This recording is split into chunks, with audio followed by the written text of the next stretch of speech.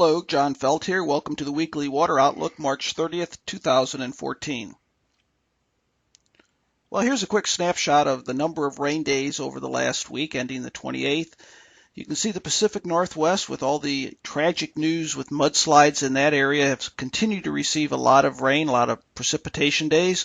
Parts of the Great Lakes, parts of the southeast U.S. were also busy, while the southwest U.S. and the south central and generally the middle part of the nation were much quieter. Now here's the precipitation over the last 7 days across the nation. We have that very active area over the western coast of the U.S. with onshore flow. We have a very broad part of the middle part of the nation that was fairly quiet. And then we have really on the eastern U.S., the action spot was the Gulf Coast and the parts of the southeast U.S. If we zoom in on there, you can see right along the southern part of Mississippi and southern Alabama, 3 inches, 4 inches, and even those areas in red nearing 6 inches of rain along the immediate Gulf Coast. And you know that from a climatological standpoint, that's somewhat typical for this time of year. This is where really the deep moisture originates in early spring, right along the Gulf Coast. Systems aren't strong enough to pull it further north, so it sort of stays along the Gulf Coast. But very soon that'll be pushing further north and further north as we go through April. So here's the percent of normal over the last 7 days. You can see areas in red have received well below normal precipitation, areas in blue above normal. Now I'd like to look at departure from normal. These are sort of winners and losers, or vice versa, depending whether you need rain or not. The areas that have received a surplus of rain are indicated in green and blue. So for example, that area of heavy rain in the south central U.S. that has received 2 to 4 inches more rain, that'll either be welcome if they need it, or it could be increase the overall vulnerability towards flooding if it becomes a surplus. Now there was quite a bit of snow over the last 7 days. The purple dots were light amounts of snow, and really the more significant snow fell along the Great Lakes area, a small area of 6 inches to 8 inches in that region. And that's been very much an active band right in this region right here all winter long, and that looks like it's going to continue. Now, fortunately, it's shifted a bit out of southern Wisconsin up to the north, southeast Minnesota further north, but it's still pretty active over parts of eastern Minnesota and then the northern part of Wisconsin and the northern part of Michigan. So here's where the snow is on the ground. Did have some new snow in the eastern U.S., Ohio, last week. This will melt very, very quickly. Here's the extent of the deepest snow right in this area right here. We look at the water equivalent, a lot of water equivalent in there. We're looking at 6 inches once that melts. It's in a fairly small area, but there's a lot of water content in there, and that'll be getting into rivers, producing a flow of water coming down the upper Mississippi at some point, probably towards the latter part of this month. But right now there is some melting going on. Orange is showing melting, and we have warmer air pushing in there, so it is eroding. You know, really, as we've gone through the winter, the erosion has sort of come in this area, and you can sort of see it's working in there, melting it. But I think there'll be another lot of erosion in here, especially in this sort of the middle region here over the week, with some warmer temperatures for a couple days before it slows down. And really, we want a controlled melt. We want to work some of it off, get it into rivers, work some more of it off, get it into rivers, and then in between, get cold again. But we do want to work that off in the next 2 or 3 weeks before the spring rains work in there. So right now we're sort of working on a controlled melting of that snow melt, but at the same time we're adding snow, and I'll be showing you that. So right now I think the vulnerability is still there just because we continue to add snow in that region. So the last 7 days, temperatures remained well below normal over the upper Midwest. Purple and blues are below normal, and above normal is out in the west with that area in yellow. Now, stream flow is running low in a very large area of the central U.S. where it's been dry right in here.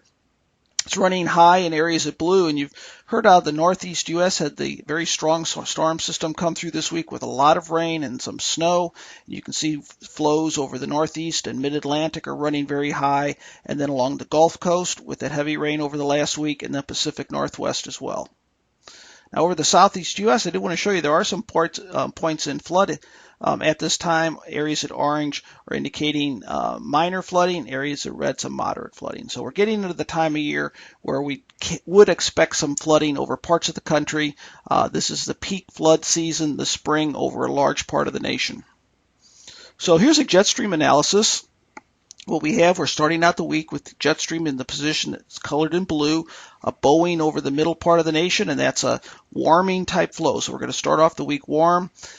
By the end of the week, you can see that we have two lines there. We're getting into a split pattern, split jet stream, and usually when we get in a split jet stream pattern, this southern jet can pick up some Gulf moisture, and it usually produces rain somewhere over the central south part of the nation, into the southeast U.S., maybe even into the Tennessee River Valley. It also brings that energy further south. So looks like a quiet week until that energy comes in later this week, and then I think we're going to increase the chances of precipitation. I've been talking in my briefings. You might remember me seeing in my posts and my briefings saying we had this sudden stratospheric warming event. And often this time of year, you get one last hurrah with that sudden stratospheric warming, brings a push of Arctic air down, and then we get more into spring. And I think that's what has occurred. And you might say, well, it still looks like winter in some spots. Well, it does. But you can get that in spring. We're going to alternate back and forth. I'll show you a couple signs that I'm looking at. This is midweek, and these are anomalies of height. So basically, this is saying warm air, the brown, blue saying cold air. What you're seeing pockets of alternating pockets of cold and warm air, and it's that battle that it means spring is on its way. And this week, we're going to have a front coming through towards the middle part of the week. Here's that boundary: cold air up to the north, warm air to the south. That's that spring pattern. Another thing that I look at is how much moisture is working north. This is a dew point temperature of 60 in yellow. So we're seeing moisture now, significant low-level moisture push as far north as Kentucky and Missouri with this system. So it's beginning to work north. And once that moisture gets in place, that's a sure sign of spring. But right now we're battling. We have deep moisture here, drier air here. So we have cold versus warm, moist versus dry. And here's precipitable water. I talk a lot about this in late spring and summer. This is the moisture in the entire column of the atmosphere. So with this system, later this week, we actually have precipitable water in a 1.5 to 2 inch range. It's saying a lot of potential precipitation because of that moisture. So here's the rainfall forecast for the next 7 days. Heaviest rain in the mid-Mississippi River Valley, parts of the Ohio River Valley, and then down into the South Gulf Coast. It looks like a period of some very wet weather as that system pushes through. We have other areas in the Pacific Northwest and the Northeast U.S., and then more snow. This is going to come in the form of snow in the North Central U.S. But I think as far as a rain event, this mid part of the nation into the Gulf Coast, that's going to be the heaviest and the main story as far as rain. So let's look at temperatures this week. Go through the cycle. This week it looks like temperatures will be warm over the south central U.S., the areas in brown, and then cold air pushing back into the north central U.S. Week 2 looks a little bit cooler. These are these boundaries that I'm talking about right here. So we have cold air up in this area, warmer air down here, and we're getting these boundaries now, and that's why I think week 2 could be wet again between these boundaries of cooler and warmer air. And then April 9th through 14th, it looks like it quiets down a bit, and we have a broader area of milder air. And that's another sign of spring. I don't see these anomalies of cold weather. They're gradually being tampered down. I don't see these as strong anomalies. So precipitation, here's this week. I've already talked about that. Looks like we're going to have a band of additional snow up to the north, and then we're going to have enhanced precipitation over the south central and parts of the southeast U.S.